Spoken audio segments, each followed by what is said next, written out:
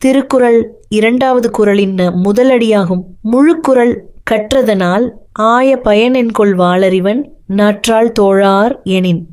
குறளின் அடிப்படை பொருள் எவ்வளவு கல்வி கற்றிருந்தாலும் தூய அறிவு வடிவாக உள்ள இறைவனின் திருவடிகளை வணங்கும் பண்பு இல்லையெனில் அந்த கல்விக்கு பயன் இல்லை என்று வள்ளுவர் கூறுகிறார்.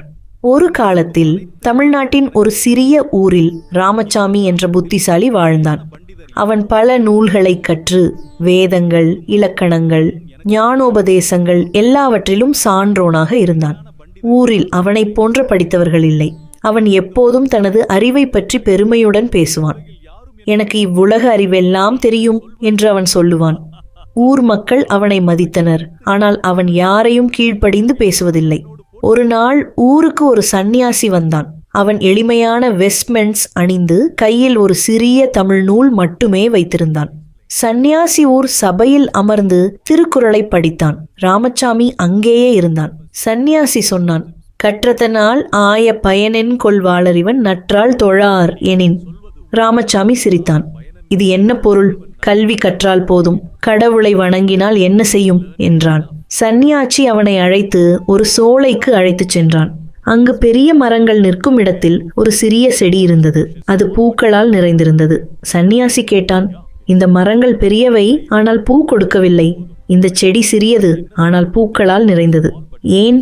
ராமசாமி சொன்னான், அது அதன் இயல்பு. சந்நியாசி சொன்னான், உன் அறிவு போல் பெரிய மரம் போல உயர்ந்து நிற்கிறது, ஆனால் பணிவு இல்லாததால் பயனற்றது. நல்ல இறை வழிபாடு அல்லது தூய பணிவு கொண்டவர்கள் சிறிய செடி போல பல பயங்கள் தருவார்கள். ராமசாமி சிந்தித்தான். அவன் தனது வீட்டுக்கு திரும்பி தனது புத்தகங்களை தேடினான். ஆனால் அவை அவனுக்கு புதிதாக தோன்றவில்லை. அவன் ஊரில் உள்ள கோயிலுக்கு சென்று இறைவனின் திருவடிகளை வணங்கினான். முதல் முறையாக அவன் தன்னை சிறியவனாக உணர்ந்தான். அடுத்த நாள் ஊர் சபையில் அவன் பேசினான். கல்வி கற்றால் போதாது, அதன் மூலம் இறைவனின் திருவடிகளை தோழ வேண்டும். அப்போதுதான் அது பயன்படும்.